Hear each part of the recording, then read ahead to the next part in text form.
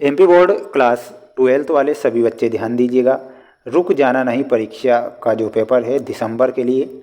जिन बच्चों ने भूगोल विषय के लिए फॉर्म डाल रखा है प्यारे विद्यार्थियों, भूगोल विषय में अगर आपको पास होना है, 100% अगर पास होना है तो प्यारे विद्यार्थियों जो प्रश्न पत्र बता रहा हूँ इसमें से आपका एक भी प्रश्न मिस नहीं कर देना है, क्योंकि वादा करता हूँ कि प्यारे विद्यार्थियों ये पूरा का पूरा पेपर आपको परीक्षा में देखने को मिल जाएगा। इसलिए सभी बच्चों को एक भी प्रश्न मिस नहीं करना है, ठीक है। देखिएगा प्यारे विद्यार्थियों, आप देख सकते हैं पहला प्रश्न आपकी परीक्षा में पूछा जाएगा, सही विकल्प चुनकर लिखिए। प्रथम आधुनिक भूगोलवेत्ता कौन है? तो माय डियर फ्रेंड्स, इसमें आपको रेट जेल करेक्ट उत्तर रूप में बताना है। पृथ्वी की सबसे अधिक गहराई वाली जो परत होती है वो कौन सी परत होती है? तो प्यारे विद्यार्थियों इसमें आपको क्रोड बताना है, ठीक है। तो क्रोड हमारा सही उत्तर हो जाएगा। पृथ्वी के भीतर गहराई बढ़ने पर तापमान बढ़ जाता है, तो इसमें आपको लिखना है तापमान बढ़ता है। आप सभी बच्चे एक स्क्रीनशॉट ले लीजिए। प्यारे विद्यार्थियों, चैनल पर नए हैं तो चैनल को ज़रूर सब्सक्राइब कर लीजिएगा। वादा करता हूं कि आपका मैं साथ दूंगा, और जब तक आपकी एग्ज़ाम नहीं हो जाती तब तक मैं आपका साथ दूंगा, और इसी चैनल पर आपको लाइव आपका रिज़ल्ट भी बता दिया जाएगा। इनमें से कौन सा सेल सेलों का जनक होता है?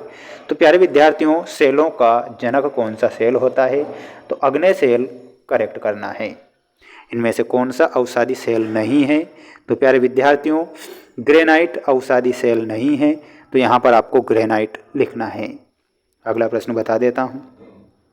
अगला प्रश्न है जिसमें आप सभी छात्रों को दिए गए हैं, रिक्त स्थानों की पूर्ति कीजिए। अधिक गहराई में प्राप्त आंतरिक अग्नेय सेल को कहते हैं, तो उसे क्या कहा जाएगा? तो उसे कहा जाएगा पातालीय गैस। क्या कहा जाएगा?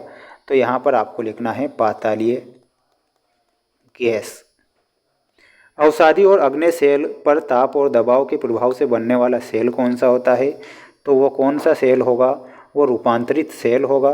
तो यहाँ पर आपको लिखना है रूपांतरित सेल। वायुमंडल में सबसे अधिक मात्रा में पाई जाने वाली गैस कौन सी है? तो सबसे ज़्यादा वायुमंडल में कौन सी गैस पाई जाती है? वो पाई जाती है N2। वायुमंडल की सबसे निचली परत को क्या कहते हैं? तो उसे क्षोभ मंडल बोला जाएगा। तो आपको क्या लिखना है? क्षोभ मंडल। वायुमंडल में ऑक्सीजन का मुख्य स्रोत क्या है? तो ऑक्सीजन का मुख्य स्रोत है पेड़ पौधे। तो पेड़ पौधे आपको लिखना है। इसके बाद में अगला प्रश्न है जिसमें आप सभी बच्चों को जोड़ी दी गई है। जोड़ी आप देख लीजिए अच्छे से, पूरी जोड़ी मिलाकर बताऊंगा और आपकी परीक्षा में जोड़ी आ रही है। देखिएगा, पृथ्वी की संकरी पट्टी जिसमें सभी प्रकार का जीव विद्यमान है, तो इसमें आपको जैव मंडल से मिलाना है। दूसरा है भारत का दक्षिणतम छोर कौन सा है? तो वो छोर है कन्याकुमारी। दक्षिण का सर्वोच्च शिखर कौन सा है? तो अनामुडी शिखर है। भारत का अकेला जागृत ज्वालामुखी है बेरन द्वीप। हिमालय की सबसे भारी उत्तरी तथा सबसे ऊंची पर्वत श्रृंखला हिमाद्री है, तो इसमें आपको हिमाद्री से मिलाना है, ठीक है। अगला प्रश्न आपकी स्क्रीन के सामने है, आप देख सकते हैं, जिसमें आपसे प्रश्न पूछा गया है कि एक वाक्य में उत्तर दीजिए। भारत का कितना हिस्सा वनों के अंतर्गत आता है? तो इसमें आपको कितना हिस्सा बताना है? इसमें आपको 23% हिस्सा बताना है। भारत के कुल भूभाग का क्षेत्रफल बताइए। तो 32,87,263 वर्ग किलोमीटर। कितना है? 32,87,263 वर्ग किलोमीटर, ठीक है। ये आपको लिखना है। किस वर्ष राष्ट्रीय जल नीति आई थी? तो 1987 में। देश के कितने प्रतिशत भूभाग में चावल की खेती होती है? 23%। कपास की खेती के लिए सर्वश्रेष्ठ उपजाऊ मिट्टी कौन सी है? तो इसमें आपको लिखना है काली चिकनी मिट्टी। कौन सी मिट्टी है? तो काली चिकनी मिट्टी, ये आपको लिखना है, ठीक है।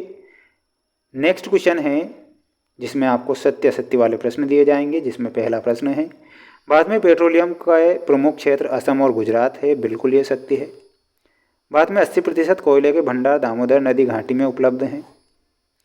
भारत में सबसे अधिक जनसंख्या वृद्धि दर वाला राज्य नागालैंड है। सार्वजनिक क्षेत्र के उद्योग सरकार के अधीन नहीं होते हैं। ये आपका सत्य है, आप स्क्रीनशॉट ले लीजिए।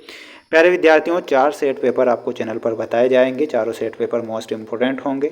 4 सेट पेपर आपको देखना है। 4 वर्षों से लगातार ये प्रश्न पूछे जा रहे हैं और रिपीट क्वेश्चन हो रहे हैं, इसलिए अच्छे से मेहनत कर लीजिए। पास होना है तो किसी प्रकार से वायरल या फिर रियल पेपर के चक्कर में नहीं पड़ना है। Best of luck. जय हिंद, वंदे मातरम।